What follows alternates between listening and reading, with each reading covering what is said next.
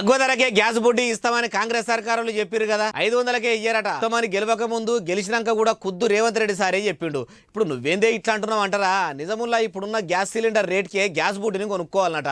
ఎట్లాంటారా చెప్తాపాండ్రి. ఇన్నొద్దులు 500కే gas బుడ్డి ఇస్తామని Indiramma shy సర్కార్ అన్నది. ఇప్పుడు సివిల్ సప్లై అధికారులు కొత్త కానూను పట్టుకొచ్చిరట. అగో మళ్ళేం చెప్తుండ్రు అంటారా?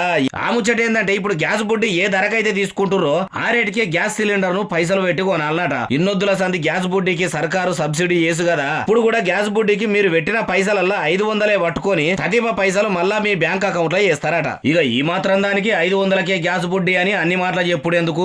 కాంగ్రెస్ కథలు చూడు. గెలవక ముందు 500కే గ్యాస్ బుడ్డి అమ్మలక్కలకి ఇస్తాము, అక్కాచెల్లెల రందులను వాపుతాము, కట్టెల పొయ్యి మీద వంటలు చేసుకోవద్దని, పొగతోని కండ్లు ఖరాబు కావద్దని కండ్ల ముంగట సినిమా చూపెట్టి అధికారంలోకి రాగానే ఇట్లా మాట మార్చుడు ఏంది?